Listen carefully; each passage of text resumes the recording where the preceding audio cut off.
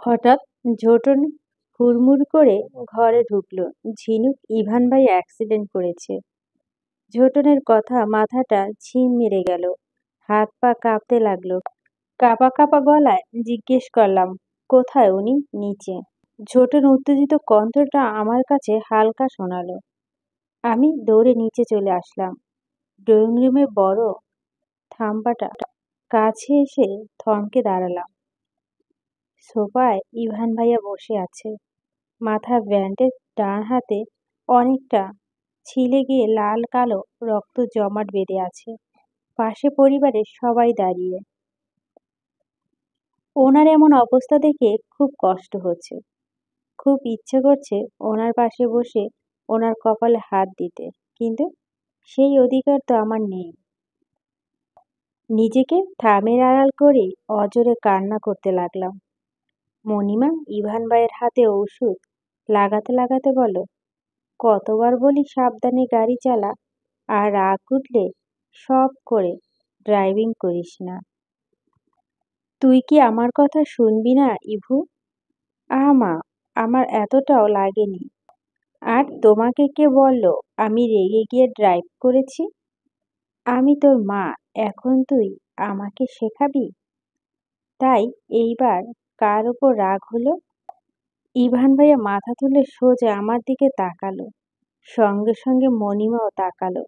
মণিমাকে তাকাতে দেখে আমি মাথা নিচু করলাম। ঠিক আছে, ঠিক আছে, তুই ঘরে গিয়ে রেস্ট কর, আমি খাবার নিয়ে আসছি, মণিমা বলল। রাত্রি 11টা। বিছানার এপাশ ওপাশ করে কিছুতেই ঘুম আসছে না। বারবার ইভান ভাইয়ার দিকে মন টানছে।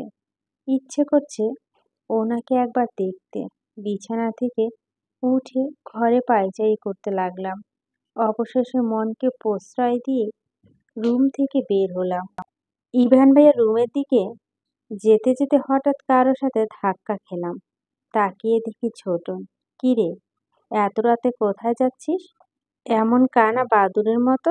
ছোটন বলল। আমি আমতা আমতা করে বললাম, আমি ড্রয়িং রুমে যাচ্ছিলাম। নিচে যাওয়ার সিঁড়ি তো ওই দিকে, তাহলে এইদিকে কেন? আমি কিছু না বলি পিছন ঘুরে চলে আসতে যাচ্ছিলাম, তখনই ছোটন বলে উঠল, ইভান ভাইয়া, মণিমা 9টার দিকে চলে গেছে। আমি অবাক হয়ে ছোটনের দিকে তাকালাম। বিস্ময় নিয়ে বললাম, কেন? কেন তা আমি কিভাবে বলবো? মণিমা যেতে দিতে চাইছিল না। ইভান ভাইয়া প্রায় জোর করে গেল, তাই মণিমাকেও যেতে হলো। আমি আর কিছু না বলে ঘরে চলে আসলাম। এই মানুষটা কি আমি নিজেও বুঝতে পারি না। উনি যদি আমাকে ভালোই না বাসতো তাহলে এত রাগ কেন? উফ, আর ভাবতে পারছি না। সকাল 9:30। পার্কের সামনে বকুল ফুলের গাছটার নিচে দাঁড়ানো বসার জায়গাটিতে একা একা বসে তিতিমারের জন্য অপেক্ষা করছি। আর এক মুঠো বকুল ফুল কুড়িয়ে তার সুগন্ধ নিচ্ছি। অনেকদিন কলেজে কামাই হওয়ায় তিতামারের কাছ থেকে সব নোটস জেরক্স করতে হয়েছে। হঠাৎ পাশে তাকাতে দেখলাম ঝুমি আপু আর ঈশান ভাইয়া পার্ক থেকে বের হচ্ছে। ঝুমি আপুকে রিকশায় উঠিয়ে দিয়ে এদিকে আসতেই আমার সাথে চোখাচোখি হলো। সঙ্গে সঙ্গে আমি একটা বোকার মতো হাসি দিলাম। ঈশান ভাইয়া মাথা চুলকে হাসলো। দেখেই বোঝা যাচ্ছে বেচারা লজ্জা পেয়েছে। আমারও বেশ অস্বস্তি লাগছে, কেননা আমি ওদেরকে এভাবে দেখতে চাইনি। ঈশান ভাইয়া আমার পাশে বসতে বসতে বলল, কেমন আছো? ভালো ভাইয়া, আপনি? আমি খুব ভালো। আচ্ছা, তুমি কি আমাদের পিছু নিচ্ছ? আমি খানিকটা বিরক্ত হয়ে বললাম, আমি কেন আপনাদের পিছু নিব? আপনারাই তো আমার সামনে বরাবর চলে আসেন। আমি তো আমার একটা ফ্রেন্ডের জন্য অপেক্ষা করছি। ওকে ওকে, রিল্যাক্স, আমি মজা করছিলাম। বাই দ্য ওয়ে, তোমাদের লাভ লাইফ কেমন চলছে? হোয়াট এ লাভ? সত্যি তোমাদের ঈশান ভাইয়াকে থামিয়ে দিয়ে আমি বলে উঠলাম, 1 মিনিট, লাভ লাইফ মানে? আর আপনি কার কথা বলছেন? ও ঝিনুক, তোমরা সব বোনগুলো এরকম কেন? সব সময় লাভকে সিক্রেট রাখো। ঝুমিও আমাদের রিলেশন লুকাতে চায়। আরে আমি বুঝি না এত লুকাবার কি আছে। ভাইয়া আপনি কি বলছেন? আমি কিছুই বুঝতে পারছি না। আরে আমার কাছে লুকানোর কিছু নেই। 5টা বছর ধরে তোমার কথা আর এই ভয়েস শুনতে শুনতে আমার কান পচে গেছে। আমি অবাক হয়ে বললাম, কোন ভয়েস? আরে ইভানের ফোনে তোমার বাচ্চা বেলার একটা ভয়েস রেকর্ড আছে। ইভান ভাইয়া হি হি, ইভান ভাইয়া হি হি। দিনরাত এটাই শুনতো, এমনকি রিংটোন সেট করছিল। রাগ করো না, কিন্তু আমার কান ঝালাপালা করতো 5টা বছর কানের কাছে একই জিনিস শুনতে। তার মানে সেবার পিকনিকে ভাইয়ার ফোন থেকে যে বাচ্চা মেয়েটার ভয়েস ভেসে উঠছিল সেটা আমার ভয়েস? আমি সাহস নিয়ে জিজ্ঞেস করলাম, উনি আমাকে ভালোবাসেন ভাইয়া? ভাইয়া হালকা হেসে উত্তর দিল, আর 2 দিন পর বিয়ের পিঁড়িতে বসাবে। আর ভালোবাসবে কিনা জানো না? অদ্ভুত। আর ইভান তোমাকে কিছু বলেনি? আমি দুদিকে মাথা নাড়িয়ে না বললাম। ভাইয়া অবাক হয়ে আমার দিকে তাকিয়ে থেকে বলে উঠল, এতে আমি এত অবাক হচ্ছি কেন? ইভানের দ্বারা সবই সম্ভব। শালা এখনো প্রপোজই করেনি। আমি জানি না ইভান তোমাকে কেন এখনো বলেনি, তবে আমি জানি তোমার প্রতি ওর ভালোবাসা কতটা গভীর, জানো? অস্ট্রেলিয়াতে ইভানের জন্য মেয়েরা পাগল ছিল। আমাকে অনেকে বলেছে ওর সাথে লাইন করে দেওয়ার জন্য, কিন্তু ইভান কোনোদিনই কোনো মেয়ের সঙ্গে রিলেশনে জড়ায়নি। ইভান যখন বিদেশে চলে যায় তখন তো তুমি ছোট ছিলা, কিন্তু ও তো তখন যুবক। আর একটা যুবক ছেলে একটা যুবতী মেয়ের প্রতি প্রকৃতির টান হবে, এটাই স্বাভাবিক। কিন্তু ইভান সম্পূর্ণ আলাদা ছিল। এমন না যে ও কারো সঙ্গে কথা বলতো না, কথা বলতো, কিন্তু দূরত্ব বজায় রাখতো। জানো, ওর রুমে তোমার একটা পেন্টিং ছিল, ওটা অবশ্য ওর আঁকা। একদিন রাতের বেলায় ও রুমে ঢুকে দেখি তোমার পেন্টিং এর সামনে বসে আছে।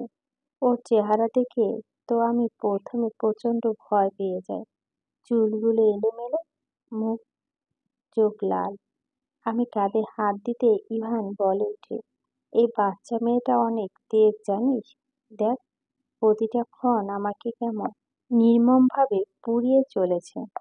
সেদিন ইভানের কি হয়েছিল আমি জানি না, হয়তো তোমায় মিস করছিল। রাগ করো না ঝিনুক, একটা কথা বলি। একবার আমি ইভানকে বলছিলাম, ঝিনুক তো পার্মানেন্ট আছে, দেশে গিয়ে বিয়ে করবি, কিন্তু এখানে এত সুন্দরী মেয়েদের থেকে একটা টাইম পাস করলে তো পারিস। তখনও আমাকে কি বলছে জানো? টাইম পাস করা হলে এতদিনে করে ফেলতাম, কিন্তু আমার নিজের প্রতি নিজেরই তো কোনো বশ চলে না। সবটুকুই জুড়েই তো ঝিনুকের রাজত্ব। আমার শরীরের ওপর শুধুমাত্র ঝিনুকের অধিকার। অন্য কাউকে টাচ করে নিজের শরীরকে অপবিত্র করার কোনো মানেই হয় না।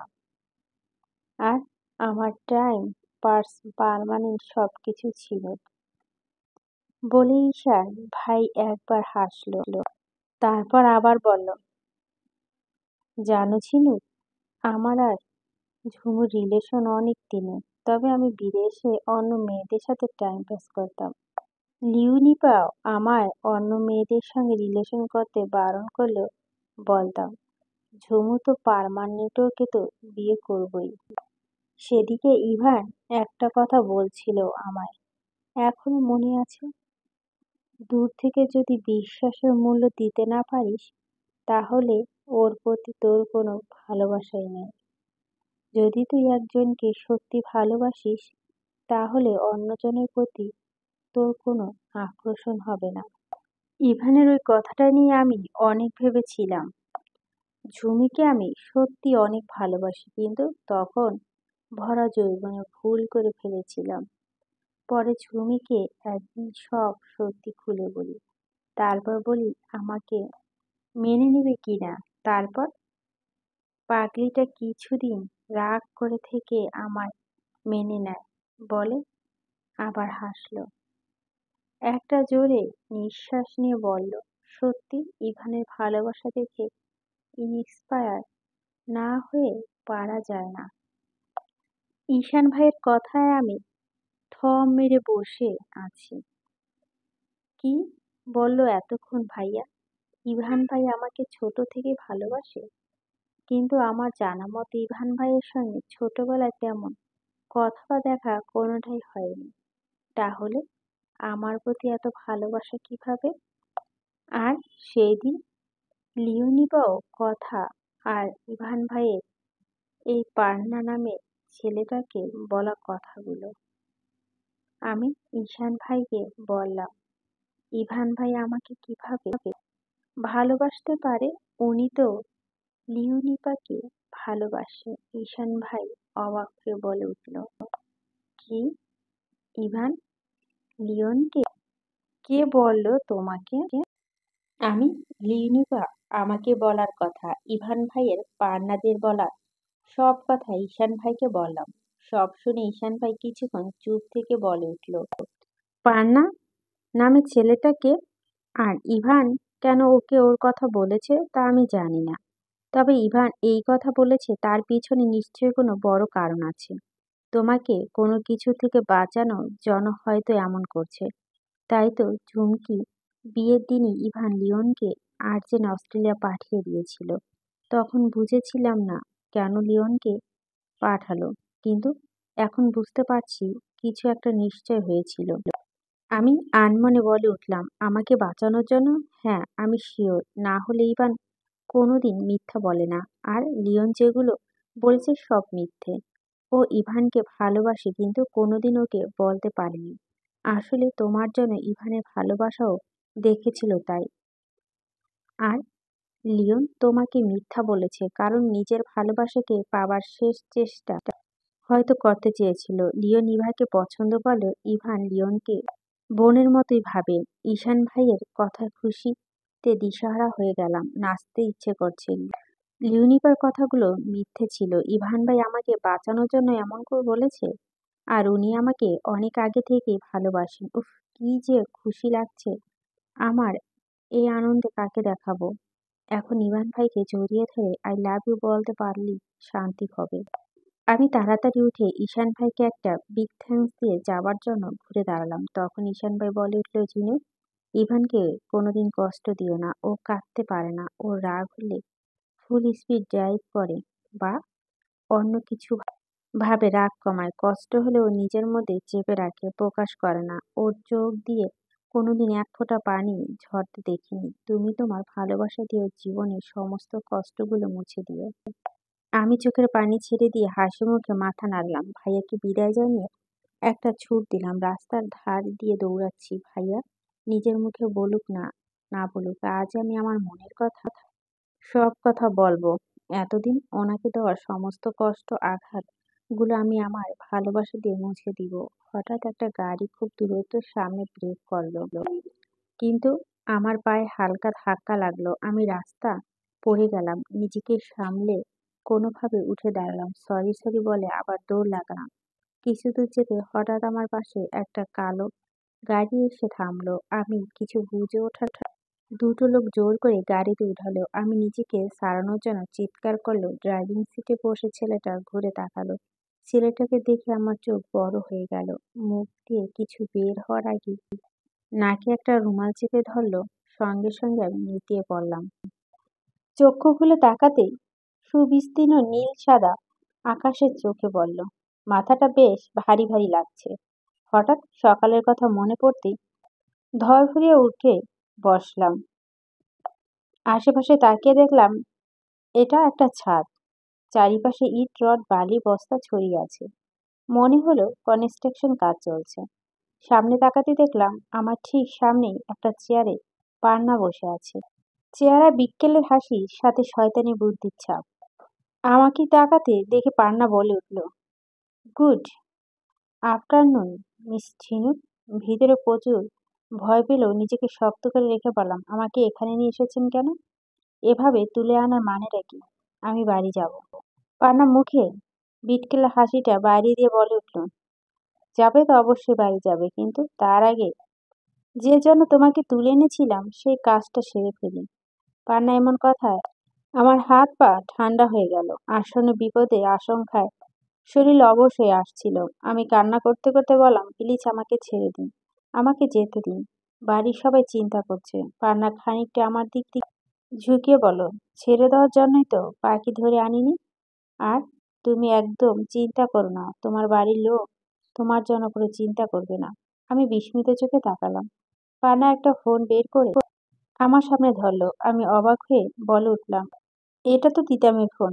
একদম ঠিক ধরেছ, এটা তিতামের ফোন, যেটা আজ ওর কাছ থেকে ছিনতাই হয়ে গেছে। মানে আমার লোকেরাই ছিনতাই করেছে, আর এ থেকে তোমার বাড়িতে মেসেজ করে দেওয়া হয়েছে। এখন তো কেউ তোমাকে আর খুঁজতে বের হবে না। আর কেউ বা খুঁজবে তো এখন তিতেমের বাড়ি। আমি কান্না করতে করতে জোর হাতে করে বললাম, প্লিজ আমার কোনো ক্ষতি করবেন না। আমি তো আপনার কোনো খারাপ করিনি। তাহলে তুমি অনেক ক্ষতি করেছো আমার। পুরো কিশোরটা শেষ করে দিয়েছো। পাঁচটা বছর আমাকে পঙ্গু হয়ে পড়ে থাকতে হয়েছে শুধুমাত্র তোমার আর ওই ইভানের জন্য। তোমার ওই ইভান নিজেকে খুব চালাক ভাবে না? ভেবেছে ও অন্য কাউকে প্রেমিকা বলে আমি তোমার পিছু ছেড়ে দিব আর ওই প্রেমিকার ক্ষতি করব। কিন্তু আমি ভালোই করে জানতাম তোমাকে বাঁচানোর জন্য ও মিথ্যে বলেছিল। আর এটা হলো, জানি তুমি ওর প্রাণ ভোমরা। আর তোমাকে শেষ করলে ওকে মারার কোনো প্রয়োজন হবে না। এমনিতেই ও তিলে তিলে শেষ হয়ে যাবে। প্লিজ আমাকে মারবেন না। আমি তো আপনার ছোটবেলা কোনোদিনও দেখিনি। তাহলে আপনার ক্ষতি আমি কিভাবে করলাম? ও আই সি, তুমি তো আবার স্মৃতিভ্রষ্ট। তবে তুমি চিন্তা করো না, এর আগের বারও তো একজন মরেছে, কিন্তু এবার সবাইকে শেষ করব আমি, যেমনটা আমাদের পরিবার হয়েছিল। আমার কিছু হলে ইভান ভাই আপনাকে কোনোদিনও ছাড়বে না। আমার কথায় পান্না আরো হিংস্র হয়ে উঠল। মুখে বৈচারিক হাসি ফুটিয়ে আমার দিকে ছুটে এসেছে, গলা চেপে ধরলো। আমি ছাড়া পাবার জন্য হাত পা ছোড়াছুড়ি করতে লাগলাম। দম বন্ধ হয়ে আসছে, শ্বাস নিতে পারছি না। হঠাৎ গলা ছেড়ে দিয়ে গালে সজোরে একটা চড় মারলো। আমি ঠাল সামলাতে না পেরে কিছুটা দূরে ছিটকে পড়লাম। পান্না আমার দিকে এগিয়ে আসতে আসতে বলল, কিচ্ছু করতে পারবে না তোর ইভান ভাইয়া। তোর এমন অবস্থা করবো যে তোর দিকে তাকাতো ইভানের রুহু কেঁপে যাবে, বলে আমার উপর ঝাঁপিয়ে পড়ল। আমি প্রাণপণে চিৎকার এর সাথে পান্নাকে বাধা দেওয়ার আপ্রাণ চেষ্টা চালাচ্ছি। পান্না আমার ঠোঁটে মুখ দেওয়ার আগেই আমি চোখ মুখ খিচে ঠোঁট চেপে ধরলাম। হঠাৎ আমার উপর থেকে সরে যাওয়া আমি চোখ খুলে তাকালাম। দেখলাম পান্না কিছুটা দূরে সরে আছে। আর সামনে ইভান ভাই রুদ্রমূর্তি ধারণ করে দাঁড়িয়ে আছে, পুরো মুখ লাল, চোখ রক্তবর্ণ, হাত দুটো মুষ্টিবদ্ধ। আমার দিকে একবার তাকিয়ে উনি পান্নার দিকে এগিয়ে গিয়ে পান্নার মুখ বরাবর এক নাগাড়ে ঘুষি মারতে লাগলো। 15-20টা ঘুষি মারার উনি উঠে গিয়ে পাগলের মতো কিছু খুঁজতে লাগলো। সেই সুযোগে পান্না কোনো রকম উঠে দাঁড়ালো। ওর পুরো মুখ দিয়ে গলগল করে রক্ত ঝরছে। ইভান ভাই একটা লোহার রড দিয়ে এগিয়ে এলো। পান্না দু হাত জোর করে বলতে লাগলো, আমাকে ক্ষমা করে দাও ইভান। আমি আর কোনোদিন তোদের ধারে কাছে আসবো না। আমাকে ছেড়ে দে। ইভান ভাই ওর দিকে এগিয়ে যেতে যেতে বলল, তোকে এতদিন ছাড় দেওয়াটাই আমার ভুল ছিল, কিন্তু আর না। পান্না পেছাতে পেছাতে হঠাৎ ছাদের একদম ধারে পৌঁছে গেল। ইভান ভাই ওকে মারার জন্য রড তুলতেই পান্না আরো পিছাতে গেল, কিন্তু তার আগেই পড়ে থাকা তারে পা বেঁধে বিকট শব্দ করে নিচে পড়ে গেল। ইভান ভাই রডটাকে ফেলে দিয়ে আমার দিকে তাকালো। আমি অঝরে কান্না করতে চলেছি। ভাইয়া নিচে পড়ে থাকা আমার ওড়নাটা তুলে আমার গায়ে জড়িয়ে ধরল। আমি আর নিজেকে আটকাতে পারলাম না, ওনার বুকে ঝাঁপিয়ে পড়লাম। দু হাতে ওনাকে আঁকড়ে ধরে কান্না করতে লাগলাম। উনি এক হাত দিয়ে আমার মাথা, অন্য হাত দিয়ে আমার পিঠে দিয়ে নিজের সাথে জড়িয়ে নিলেন। আমার সমস্ত শরীর অবশ হয়ে আসছে, মাথাটা ফাঁকা ফাঁকা লাগছে। আমি আর চোখ খুলে রাখতে পারছি না। আমার শরীরের সমস্ত ভার ওনার উপর। ছেড়ে দিলাম। হঠাৎ মুখের উপর কয়েক ফোঁটা পানি পড়া জেগে উঠলেই চোখ খুলতে পারলাম না। আচ্ছা, আমি কোথায়? এখনো কি ওই ছাদে আছি? আর কি বৃষ্টি শুরু হয়ে গেছে? না, কেউ কান্না করছে। কিন্তু কে? আম্মু, আব্বু, না ইভান ভাই। আর কিছু ভাবতেই পারলাম না। ঘুমের অতল সাগরে ডুব দিলাম। পিটপিট করে চোখ খুললাম। তাকাতেই ঝাপসা সাদা সিলিং চোখে পড়ল। আমি কোথায় আছি? আমি কি মারা গেছি? আর কি এটা জান্নাত? ঝিনুক? অপরিচিত কণ্ঠে আমি পাশে তাকালাম।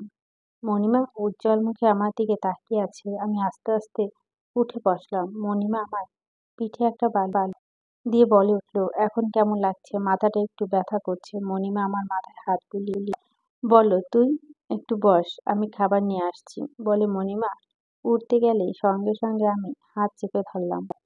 মণিমা, আমি সব জানতে চাই। আমার ছোটবেলার সবকিছু, যা আমার স্মৃতি থেকে মুছে গেছে। আমার কথায় মণিমা মুখটা ফ্যাকাশে হয়ে গেল।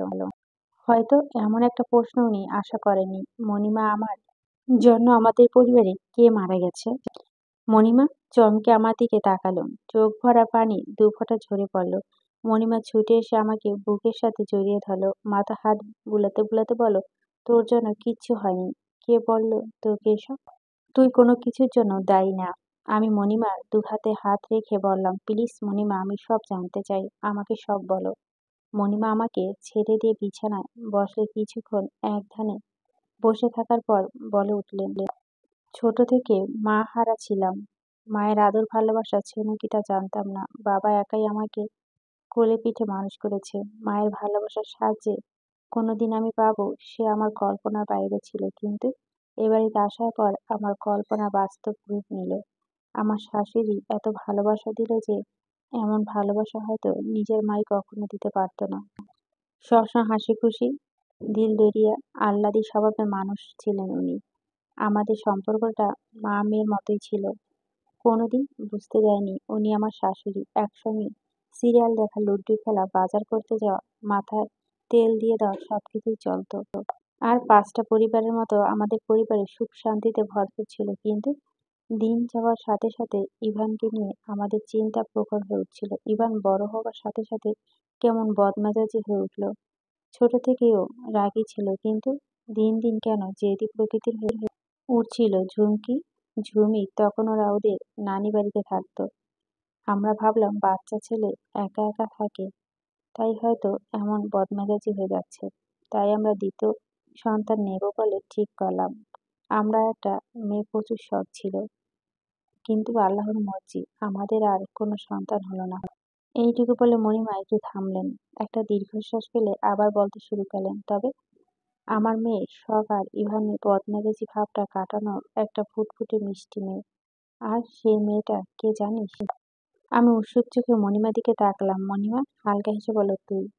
ঝোটন ঝুমুরা ইভানের থেকে সবসময় দূরে দূরে থাকতো, কিন্তু তুই সবসময় ভাইয়া ভাইয়া করে ওর পেছনে পেছনে ঘুরতি। ব্যাস, তোর উপর ওর মায়া পড়ে গেল।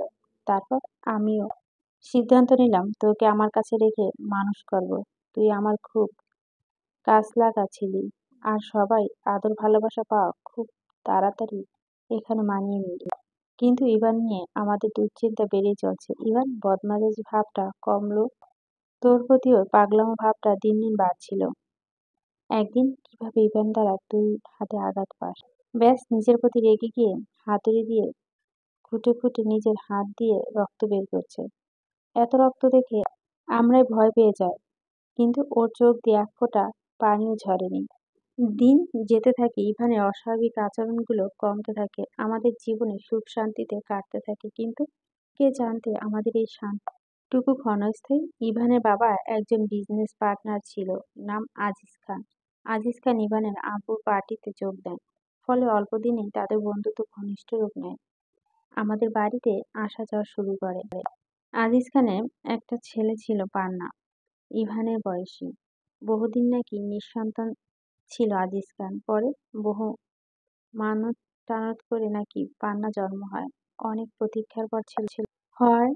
ছেলেও ছিল আলাদের ঘরে বুকে যদুলাল, চোখে মুখে সবসময় বদমাশি ছাপ। 14 বছর বয়সে শয়তানি বুদ্ধিতে 16 আনা ছিল। 12ই জানুয়ারি আমার আর ইরারের বাবার অ্যানিভার্সারি।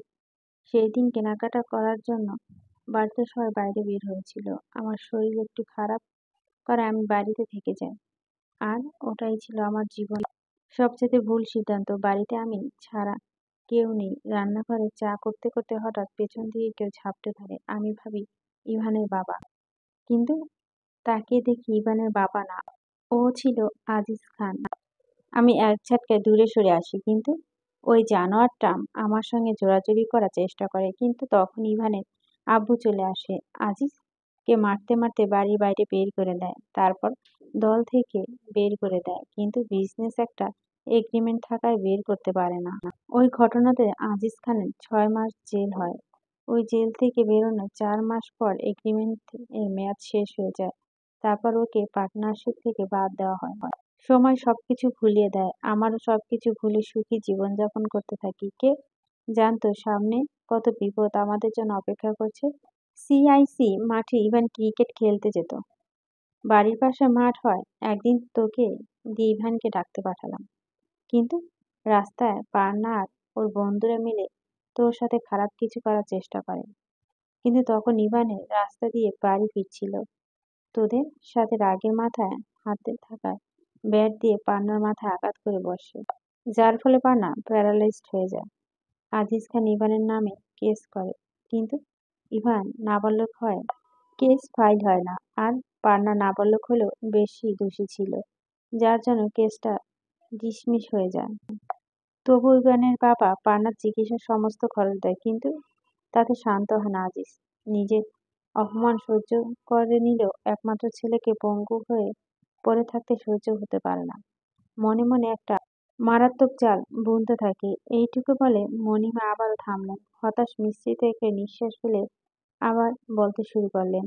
এই ঘটনার প্রায় 3 মাস পর একদিন আমি ইভানের স্কুলে যাই একটা দরকারে। ইভানের বাবা অফিসে। বাড়িতে শুধু তুই, মা আর রহিম চাচা ছিল। তোরা হয়তো মনে নেই, তুই তোর নানিমাকে দিদিমা বলে ডাকতি। তুই আর মা বাড়ির পিছনে বাগানটাতে ছিলি। তুই বল নিয়ে ছোটাছুটি করছিলি, আর মা সোয়েটার বুনছিল। বলের মধ্যে টিক টিক শব্দ শুনতে পেয়ে তুই খুশি হয়ে তোর দিদিমা নিয়ে যাস। মা বুঝতে পেরে তোকে ছুঁড়ে দূরে ফেলে দেয়। নিজেও পালাবার চেষ্টা করে, কিন্তু পা বাড়ানোর আগেই বোমটা ব্লাস্ট হয়ে যায়। ফোনে রহিম চাচার কাছে সব শুনে ছুটে বাড়ি চলে আসি। বাড়ি এসেই দেখি বাগানের দিকটায় কালো ধোঁয়া ছড়িয়ে আছে। একটু এগিয়ে যেতেই আঁতকে উঠি। এদিকে তুই অজ্ঞান হয়ে পড়ে। কিছুটা দূরেই মায়ের ঝলসানো শরীর। আমি সহ্য করতে না পেরে সঙ্গে সঙ্গে অজ্ঞান হয়ে যাই। শেষের কথাগুলো বলতে গিয়ে মণিমা গলাটা কাঁপতে লাগলো। চোখ ভরা পানিগুলো ঝরঝর করে ঝরে পড়লো। আমাকে জড়িয়ে ধরে হাউমাউ করে কান্না করতে লাগলো। হারিয়ে ফেললাম মাকে। আমাকে আবারও মা হারা করে চলে গেল। খুব ইচ্ছে করে ওনাকে দেখতে, ওনার ইয়ার্কি করা, আহ্লাদি করে বলা, ইলু আমি রাগ করছি, খুব ইচ্ছে করছে শুনতে। আমাকে জড়িয়ে ধরে মণিমা অনেকক্ষণ কান্না করলো। কান্না থামিয়ে নিজেকে সামলে নিয়ে বলে উঠলাম, বাচ্চা বয়সে চোখের সামনে এমন মর্মান্তিক দৃশ্য সহ্য করতে পারিসনি তুই। এতটা আঘাত তোর ব্রেনটে নিতে পারেনি। মস্তিষ্ক প্রচন্ড প্রেসার পড়ায় 6 বছরের পুরো স্মৃতি মুছে যায়। বোম ব্লাস্ট তোর শারীরিক ক্ষতি না হলেও মানসিকভাবে ক্ষতিগ্রস্ত হয়। অনেকদিন হসপিটালে ভর্তি থাকিস। পরিবারের সবাইকে আবার নতুনভাবে চিনতে হয় তোকে। তোর আব্বু মা তোকে বাড়ি নিয়ে গেলেও তুই সেখানে কেমন অস্বাভাবিক আচরণ করতে থাকিস। তাই তোর ফুপি তোকে নিয়ে চলে যায় সেখানকার স্কুলে ভর্তি করায়। বাইরে সবার সাথে মিশতে মিশতে তুই স্বাভাবিক হয়ে উঠিস।